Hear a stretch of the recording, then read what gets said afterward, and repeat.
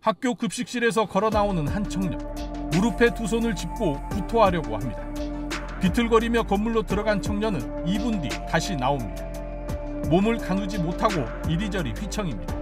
비틀거리던 청년은 CCTV 화면에서 사라집니다. 폭염 속에서 에어컨을 설치하다 열사병 증세로 숨진 27살 양모 씨의 마지막 모습입니다. 당시 기온은 35도에 육박했습니다. 같이 작업하던 회사 관계자들은 양 씨의 모습을 모두 지켜봤지만 50분 가까이 지나서야 119에 신고했습니다. 사고가 일어난 지 20일이 넘어 마련된 분향소. 어머니는 아들의 영정사진 앞에 무릎 꿇고 앉아 눈물만 쏟아냈습니다. 여기까지 데리고 와서 엄마가 너무 장례는 치르지도 못했습니다. 발주처와 원청, 하청인 양 씨의 회사 누구도 지금까지 사과 한마디 없었습니다. 그렇게 죽게 만들어서 미안했다고 제발 한 사람이라도 와서 사과를 했으면 좋겠어. 유족과 노동단체는 진상조사와 중대재해처벌법 수사를 촉구했습니다. 또 재발방지 대책 마련을 요구하며 무기한 농성에 들어갔습니다. 시스템 설치 업체뿐만이 아니라 원청의 삼성전자 그 담당자, 안전보건 관리 담당자, 경영 담당자까지 다 불러서 신속하게 조사를 해야 되고, 경찰과 노동당국은 중대재해처벌법 위반과 업무상 과실치사 등의 혐의로 원청과 양씨 회사를 조사하고 있습니다. 지난주 학교 급식실에서 에어컨을 설치하던 20대 청년이 열사병으로 숨졌다는 소식 전해드렸습니다. 유족은 아들이 쓰러진 뒤 땡볕 아래 방치됐고 약 50분 뒤에야 119 신고가 이루어졌다고 억울함을 호소했습니다. 정진명 기자입니다. 학교 화단에 쓰러져 있는 남성, 그늘이 아닌 땡볕 아래입니다. 급식실에서 에어컨 설치 작업을 하던 27살 양모 씨입니다. 이날 이 지역 최고 기온은 35도였습니다.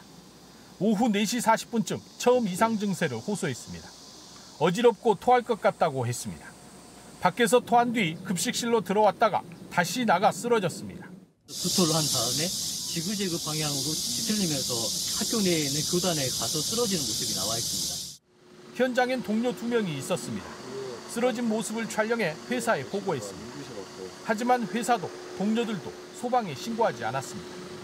30분 가까이 지난 오후 5시 9분, 회사 관계자는 양 씨 어머니에게 연락했습니다. 아들이 이상하니 데려가라고 했습니다. 결국 소방에 신고한 시각은 오후 5시 28분이었습니다.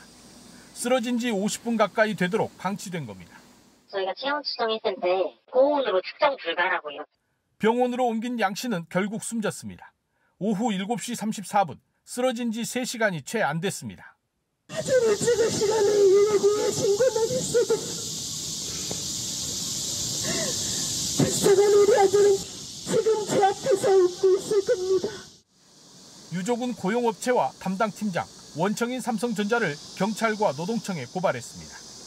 JTBC 정진명입니다. 선풍기만 켠 채 중학교 급식실에서 에어컨 설치 작업을 하던 20대가 열사병으로 숨졌습니다.